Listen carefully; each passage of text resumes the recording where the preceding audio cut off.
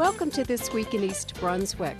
This past weekend, the township celebrated Diwali, the Indian celebration of the triumph of light over darkness. Also this week, the town council announced hopeful news of a possible agreement with the Middlesex County Fair Association, allowing continued use of the fairgrounds by recreational soccer players. And the Office on Aging cuts the ribbon on a new bus to be used by the senior center. Stay with us for these stories and a visit to the studio and shop of Rocky Hill potter John Shedd.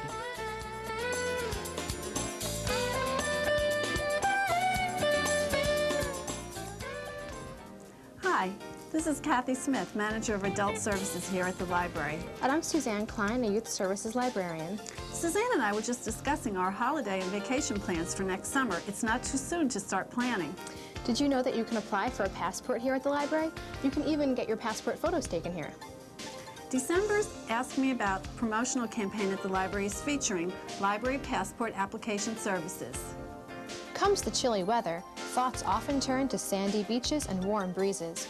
Or maybe you just need a valid picture ID in our increasingly security-conscious climate. In either case, one word springs to mind: passports. Now, with the addition of on-site photography to its passport application services, the East Brunswick Public Library has made applying for a passport more convenient and hassle-free than ever. The library processes passport applications in the administration office Monday through Thursday from 5 to 9 p.m. and Saturday from 10 a.m. to 4 p.m. Applicants no longer need go elsewhere for valid passport photos, as they are now available in the administration at a cost of $8. First-time applicants should bring proof of citizenship, usually a birth certificate, and 2 checks, one for $15 for the execution fee and one for $45 for the passport fee. For specific questions about passport application procedures, please call the Library Administration Office at 732-390-6781 from Monday to Friday between the hours of 9 a.m. and 5 p.m. Do you need information about any other library service? Don't hesitate to pick the brains of library staff, whether by telephone or on your next in-person visit. All you have to do is ask. Two groups celebrated Diwali this past weekend. The India Association of East Brunswick held their celebration Saturday at East Brunswick High School. EBTV reporter Jeanette Eng caught up with the association's president, Kalpana Kotari. Hi, this is Jeanette Eng with EBTV. We're backstage here at the annual Diwali celebration, and I'm here with Kalpana Kotari, the president of the India Association of East Brunswick. Kalpana, can you tell us a little bit about the association, like how many members and how long it's been in existence? Yeah, this association actually started 26 years ago in 1976 in East Brunswick. It started in East Brunswick, but we have a member of Middlesex, Monmouth, Somerset counties. And what we do is the function is we are trying to promote our culture and heritage from India and giving it to our kids who are born here, who never learned how to get the culture from India. So that's what we're trying to do. We have a teen committee members they come in our committee from 8th grades to 12th grade, and it's like a community program. They do a lot of things, and we give them like a volunteer things and a lot of things. We do our Diwali annual show. We do ice skating, roller skating. We do Holi program, which is our another festival from India. And we do small things to promote the kids and try to go the association. We have right now 110 membership, which is almost around 4 people in the family, so almost 400 people in the committee, which is very good. And we are trying to get more volunteers and more members who lives in East Brunswick or around the area to come in join the committee. So you have 440 people just in East Brunswick in your association? Yes, and we have more people in East Brunswick. I will say at least 2,000, 3,000 community in East Brunswick. Okay. So I understand Diwali is your Indian New Year, right? Yes. Can you tell me a little bit about Diwali? Yes. Diwali, actually, there is an Indian calendar. So it's like a Chinese calendar. It never falls on the same fixed date. It usually goes by Indian calendar date. So it's sometimes in September, end of September usually is October and November. So it's never knows. This year it was in November, but because of the World Trade Center attack, we could not do our show in November because of all the things, and a lot of people lost their lives and stuff like that. So we did it in December, and we like to dedicate this show especially for them who lost their lives in World Trade Center. From the mountains to the prairies to the oceans, white with foam, God bless America, my home, sweet home.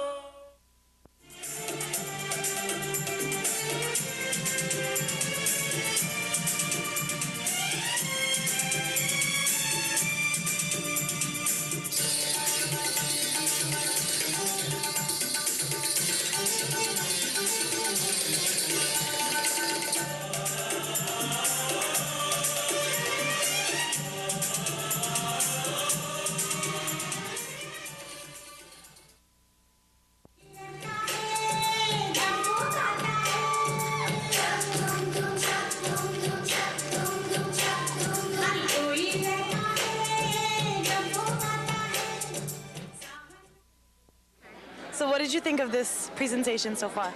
Well, this presentation was a lot of fun. You know what's great is to watch the kids. Yeah. When you see the kids performing and they're in all the native costumes and doing their, they really enjoy it, and it makes you very happy. The good music, a lot of dancing. Now here we're eating some good food. It's a good night. It's a good night.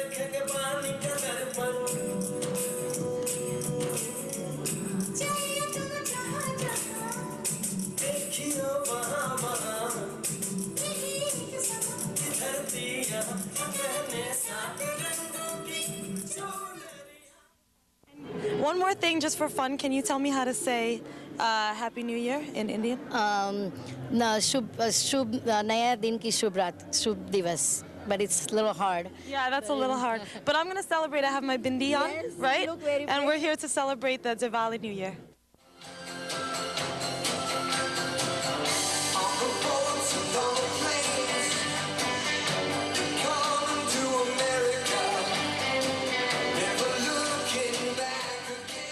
On Sunday at the high school, the Indian Cultural Society celebrated Diwali with their Freedom Festival.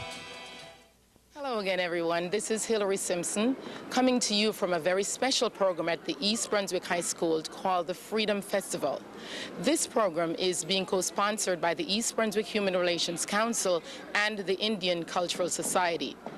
With me today is Iyanle Ingle, who is president of the Indian Cultural Society. Now, J.U., I have a couple of questions for you. One is, I know that you celebrate Diwali during during November, and now it's being celebrated in December, and the name has been changed to Freedom Festival. Tell us a little bit about that. Usually we have an event in November. It's called Diwali, and we usually call it Diwali Dhamaka. It's our annual function where we celebrate with dancing and food and entertainment. This year, we had planned it on November 3rd, but we thought it wasn't appropriate to have that at that time because of the World Trade Center tragedy. So we decided to postpone it and now have it in December. We then partnered with Human Relations and decided to call it Freedom Festival. A lot of the items are the same. However, our theme is more in terms of appreciating what America means to us and what it has done for us and what we want to do for the country. And so we have our Indian Cultural Society, who is in its 3rd year, is doing this as a fundraiser for the victims of the World Trade Center tragedy. And this evening, it's going to be kids performing from 4:30 to 6, and the theme is again Freedom Festival. We have an American song, and as you will see later, by Neil Diamond, and then we have a lot of Indian dances. So it's cross-cultural across the country in India, and then we have dinner, and at the end of it, we have an entertainment program, an entertainer who we've invited from India to perform for us. And hopefully we'll raise funds enough to give it to the mayor and do something for the community.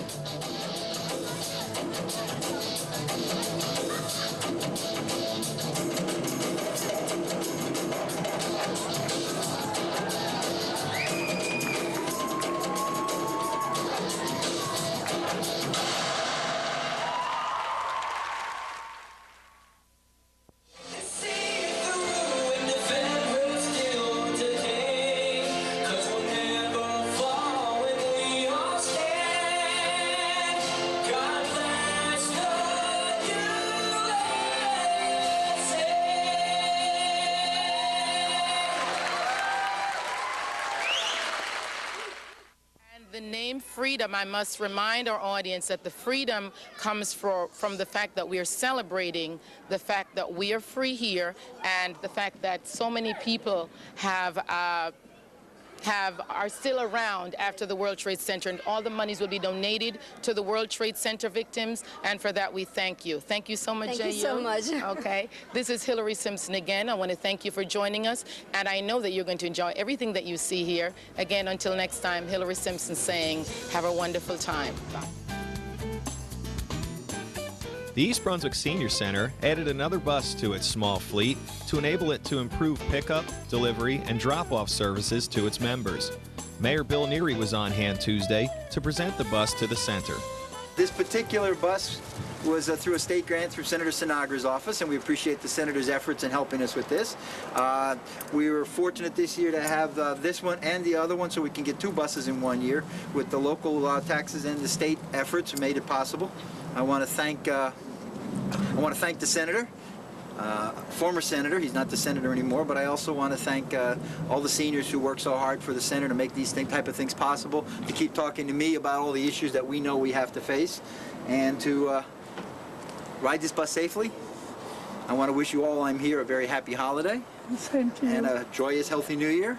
It's a real pleasure for me to come over to this place to make my official announcements once in a while, but I'd like to come over here more informally, so keep reminding me, Rachel, okay?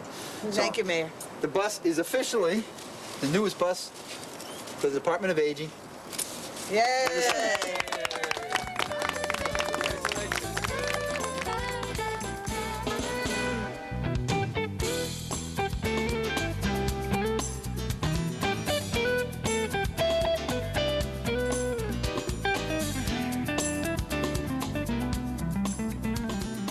At Monday night's town council meeting, Mayor Bill Neary announced that the township is negotiating a win-win agreement with the Middlesex County Fair Association to permit township youth to continue to use the fairgrounds for recreational soccer. I want to announce publicly that the negotiating teams have developed a proposal that addresses to the township's long-term concerns and that is being recommended to the appropriate bodies for their approval. We do expect a letter of intent to be signed over the next few weeks, and this proposal will protect the use of for all our soccer players and football players. It's preserved acres of open space, and it continues the use of the county fair and for the 4-H'ers to continue their use for entertainment. But the bottom line for this whole agreement is that both parties, by working together, have protected our children's soccer and football fields in the future. So I want to thank the negotiating teams, I want to thank the fairgrounds, and I want to thank the assistance of the various sports teams to bring this issue to help us focus on the importance of something this critical for the future of our community. Also at the meeting, East Brunswick's Economic Development Officer, Ed Cohen, reported that East Brunswick has become a medical arts community. The program that we started several years ago, Mayor Neary initiated, which was to try and make East Brunswick a medical arts community, has been a resounding success. And we've got several things that are going on with regard to that on Cranberry Road. There's I think everybody can see the framework of the new 73,000 square foot building next to the post office, and that is moving ahead very nicely. And across the street from the post office is our first nursing home, which should open in a few weeks. In the jug handle, just adjacent to that nursing home, is a 22,000 square foot building that was approved, I think, in November by the planning board. That is totally taken by the leading cardiology group in the area. Additionally, interestingly enough, next year should be an even better year with regard to our medical arts development, in that there are 3 additional new buildings, all designated for medical uses, medical office buildings. One, and we have an application already being submitted to the planning board for a parcel that's on the side of the high school opposite the central school. And there's another one at the site of the old veterinarian's place next to Resum on the southbound side of Cranberry Road. And there's a additional interest in the piece of property of the VFW. And the VFW is interested in building a new VFW meeting hall, and probably will subdivide their parcel and sell off the front section of it on Evergreen. And the council honored Karen Burke Scott, who recently retired from the township after 25 years of service. Karen Burke Scott began her career with the Township of East Brunswick on May 3, 1976, as a part-time seasonal recreation aide. Whereas through the years, Karen has served as a recreation administrative assistant, recreation assistant, supervisor of recreation, and lastly, as manager of the Division of Recreation. Whereas Karen has demonstrated throughout her career a strong dedication to the residents of East Brunswick by providing the very best in recreational activities for all ages and abilities. Whereas Karen has, over the years, brought her expertise to East Brunswick's Daisy Recreation Program and has been honored by the New Jersey Parks and Recreation Association as Supervisor of the Year.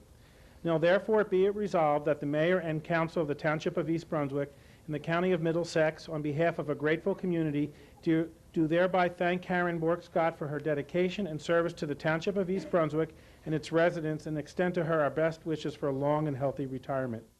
Finally, the council recognized the contributions of women in the community and honored the following for their good works: Kim Mazziello, Simran Kaur Gumer, Marie Larson, Willette Seibel, Sheila Tao, Marianne Warenberg, Gloria Smalley, Karen Thier, Betty Galgansky, and Sheila Beer.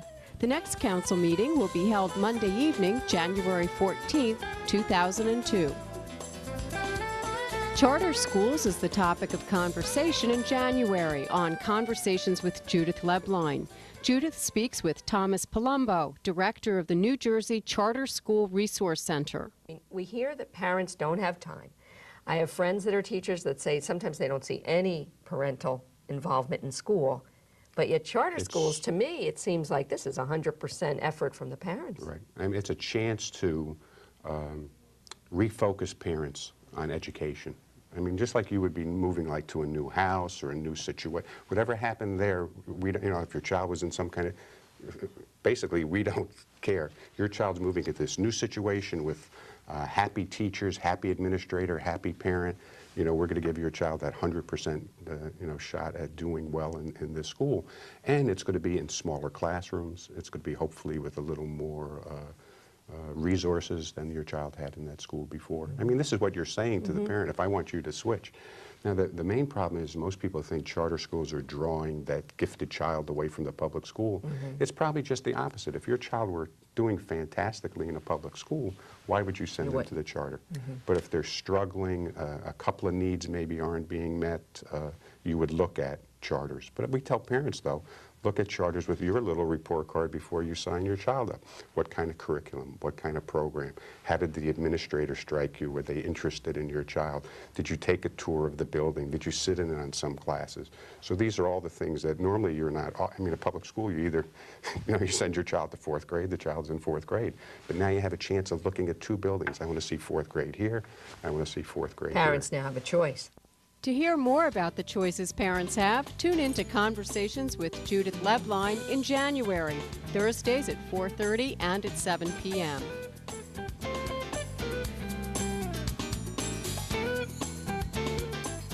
Hi, I'm Amy Fisher for EBTV. We have a very special treat today. We're in this beautiful gallery and studio with potter John Shedd, who's going to tell us about his work.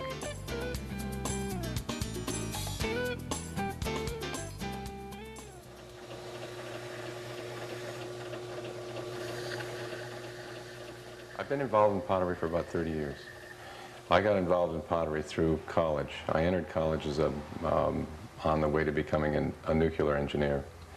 And after the first semester, I realized that clay was what I was going to do for the rest of my life. It was really easy. This is a beautiful, beautiful place, incredible, starting with the floor, which is the most beautiful floor I've ever seen. How long have you been in this location? We've been here for 20 years. I originally was working in Myrtle Beach, South Carolina, out of graduate school. And we found that we were selling a lot of work in the oranges, and I was ordering a lot of controls out of Newark and New York. And now you do work for private individuals, and you also do work for corporations. Could you tell us a little bit about that? The private individuals, I've got a mailing list of about 2,800 people in Princeton environs. And there's a tremendous amount of support on an individual basis. But I also do work for several hotel chains, Sheraton, Westin, St. Regis. I do buffet lines for them, large trays and platters that they actually serve in. One of the things that people I know are always concerned about are the glazes in pottery and whether they're safe to use for food. And now yours are, and could you tell us why? I work in porcelain. I work at a relatively high temperature, much higher than lead would be of use to me. Lead's a very aggressive flux. Lead, arsenic, any of those elements, just, I can't use. And of course, when you add the toxicity, you just don't want to use. Right. At porcelain temperatures, I'm working with relatively inert ingredients, and we just don't, toxicity is not a problem. You have a unique way of making glazes, I understand. I rely to a great extent on ancient formulas and techniques that I've picked up over 30 years to make glazes an intrinsically beautiful material. The art for me is always in the glaze melt. How the crystals develop, what's involved in the fluxes and the vehicle that you bring the color to the pot.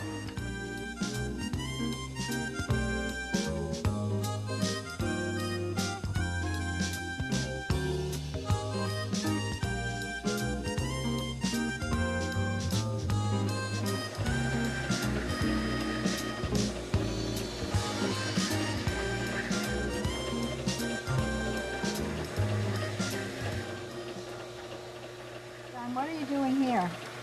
Trimming is probably one of my most favorite operations. It's a matter of just forming the bottom side of the piece. I've thrown these yesterday, and I'm just trying to get a uniform thickness. Now, it's interesting because each piece is unique, right? I mean, right. So when you're doing it, do you have an idea about the amount of time you need to spend on it, or how do you gauge when you're done? When it is uniform thickness, or to the best of your ability. I see. It's not so much the time. Yeah, you want to hurry along, you want to move on it, but you're really trying to do it right. So you just have an instinctive feel for the uniform thickness, or how? Well, if you learn to throw the first part of the operation in an even and concise manner, then you can teach yourself to trim to mimic the outside. So it's kind of like a little test all the time. I understand you're one of the very few people who is a full-time potter, does not have an extra job. And how did that come about? Well, I had to, this is what I really wanted to do. So I had to figure out a way that I could work at it full-time. I didn't want to have another job or a boss. I enjoyed this too much. It's wonderful, and your work certainly attests to the fact that you're successful at it. Well, I've got a lot of people that let me do this.